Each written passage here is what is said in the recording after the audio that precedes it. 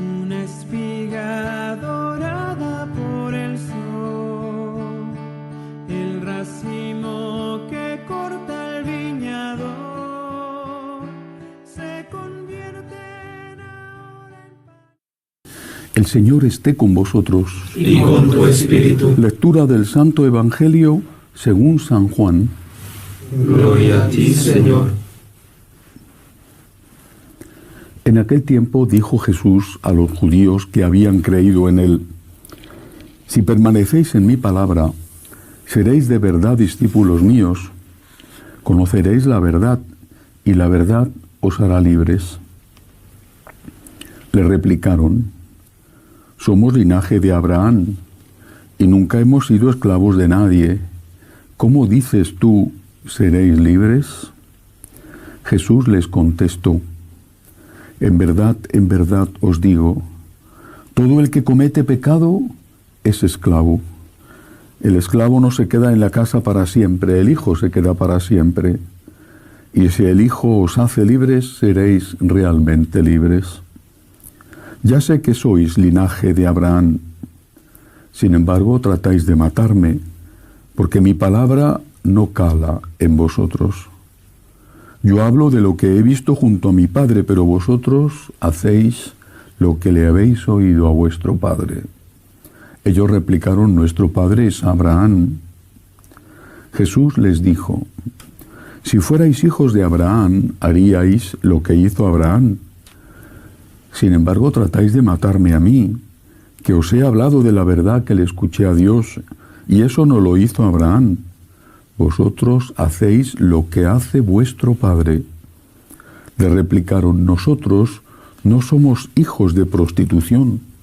Tenemos un solo Padre, Dios.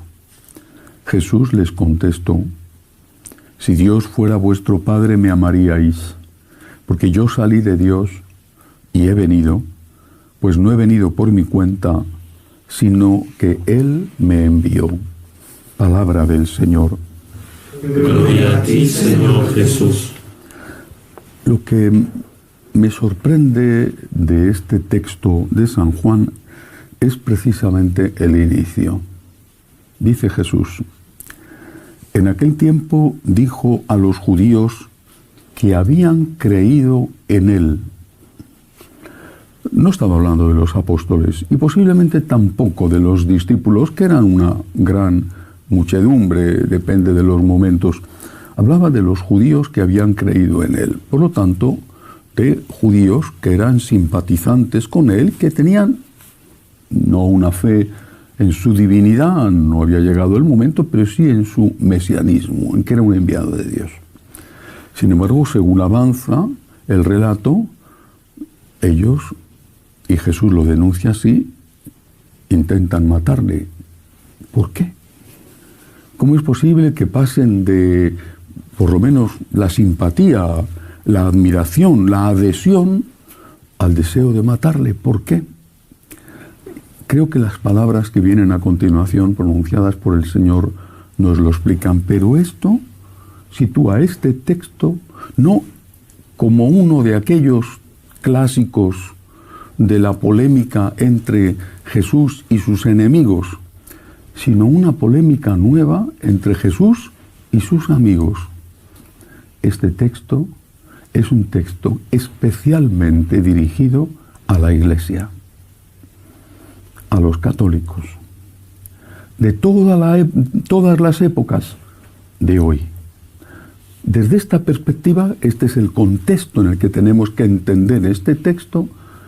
Vamos a fijarnos en las palabras, sobre todo las primeras, da para muchísimo este fragmento de San Juan, pero quiero fijarme especialmente en el primer párrafo.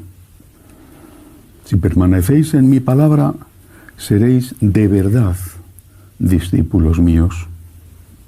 Está hablando a personas que aparentemente quieren ser sus discípulos, pongamos católicos bautizados, pongamos católicos practicantes incluso, y católicos que están con el Señor teóricamente, y sacerdotes y obispos. Pongamos estas personas, pongámonos cada uno de nosotros, no los demás. Empecemos por colocarnos a nosotros en este grupo. Y el Señor nos dice, tú, vosotros, si permanecéis en mi palabra, seréis de verdad discípulos míos, seréis auténticos discípulos míos. ¿Qué significa permanecer en su palabra? Significa dos cosas. Primero, aceptar su palabra. Y segundo, cumplir su palabra. No el que dice Señor, Señor, sino el que hace la voluntad de mi Padre, ese me ama. Permanecer en su palabra significa aceptarla y cumplirla, o por lo menos aceptarla e intentar cumplirla y pedir perdón cuando no se ha logrado cumplir. Eso significa permanecer en la palabra. Si no hacemos eso, no somos de verdad discípulos de Jesús. Añade, si hacéis eso, conoceréis la verdad, y la verdad os hará libres. ¿Qué sucede hoy en una parte amplia, en algunos países desde luego mayoritaria, de la Iglesia católica? ¿Se permanece en la verdad? Por ejemplo, son múltiples los casos y no quiero señalar, pero alguno me hiere más profundamente. Recientemente, en un pregón de Semana Santa, posiblemente con buena intención, ante el obispo, la persona que hacía el pregón elogiaba el amor homosexual de dos adolescentes como prueba de amor verdadero. Eso es lo que opina el mundo. En la Iglesia caben todos. ¿Pero cabe todo? Y sin embargo, ponía como ejemplo, un ejemplo de amor verdadero, una relación homosexual entre dos adolescentes. Eso es lo que opina el mundo. Eso es amor, y qué bonito es el amor, y donde hay amor está Dios, y por lo tanto esa relación es una relación que no disgusta al Señor y que solamente los rígidos son los que pueden despreciar. ¿Pero qué dice la palabra de Dios? ¿Permanecemos en la palabra o permanecemos en lo que nos dice el mundo? Si se elogia, como se hace tan frecuentemente, una relación extramatrimonial, porque qué bonito es el amor y yo tengo derecho a ser feliz y todo lo demás, es lo que dice el mundo. Pero nuestro Señor dijo que el que se divorcia de su mujer y se casa con otra comete adulterio contra la primera.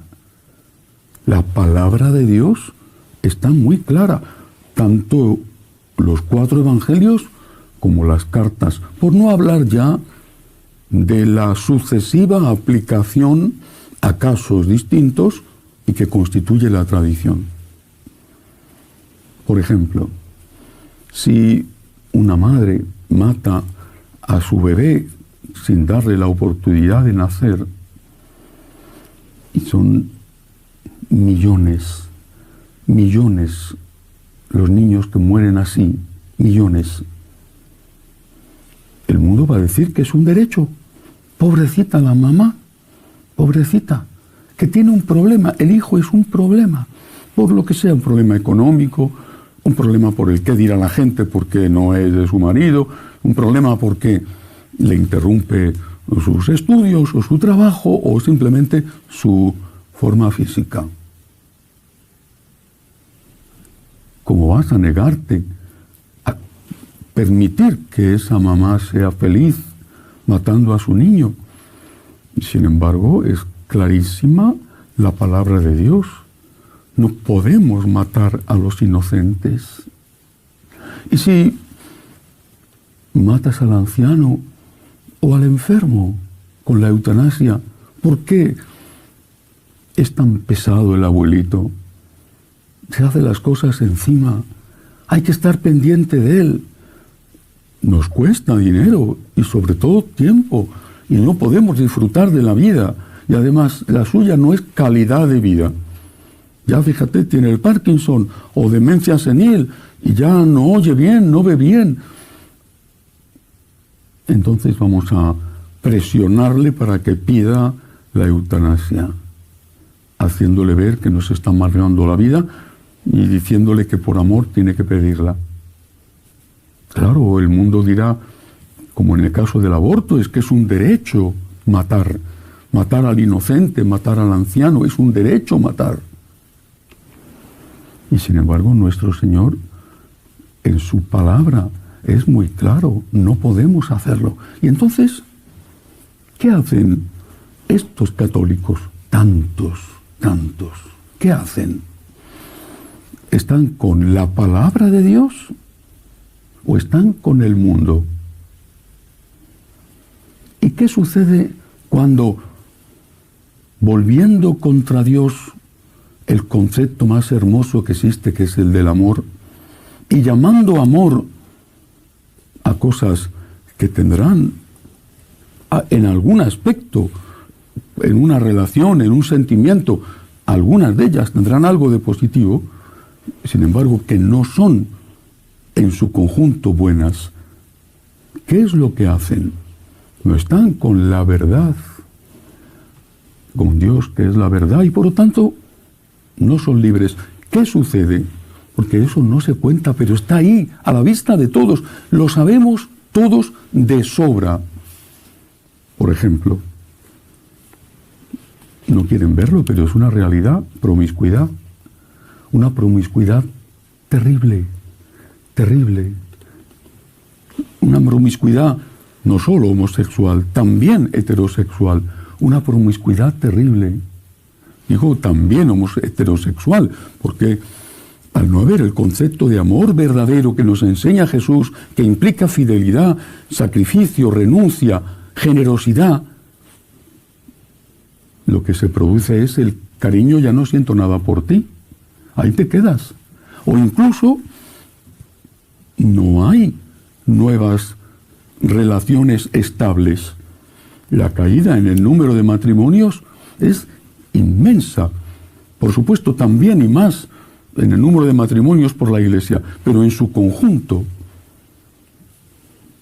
Y también sucede que no hay niños. No hay niños. La tasa de fertilidad, de natalidad, está por los suelos, con todo lo que eso va a significar ya para el presente y para el futuro. Nos hemos hecho esclavos del sexo, del placer, de la comodidad, del dinero. Nos hemos hecho esclavos de nuestras pasiones. San Pablo, que vivía en una sociedad pagana y que sabía muy bien de qué estaba hablando, porque todo esto que estos católicos, curas y obispos predican y promueven hoy en nombre del amor y de la misericordia, San Pablo lo veía y se daba cuenta de que no era ni amor ni era misericordia bendecirlo. Y lo dice con toda claridad. Su Dios, dice San Pablo, es su vientre y su gloria sus vergüenzas. Si permanecéis en mi palabra, seréis de verdad discípulos míos, de verdad. Permanecer, vuelvo a repetir, significa primero aceptar, segundo intentar cumplir. Y si no lo logras, pide perdón. Pero primero aceptar. Aceptas tú, católico, en tu vida, tú, sacerdote, tú, obispo, ¿aceptas la palabra de Dios? Lo que está en la palabra de Dios. ¿Aceptas lo que ha enseñado la Iglesia de forma ininterrumpida durante 2000 años? Porque si no lo haces, el Señor dice a continuación: vosotros no sois hijos del Padre, sino hijos de otro Padre. Y ese otro Padre del que está hablando Jesús, aunque no lo cita por su nombre, los judíos lo entienden perfectamente. Ese otro Padre es el demonio. No lo olvidemos. Que así sea.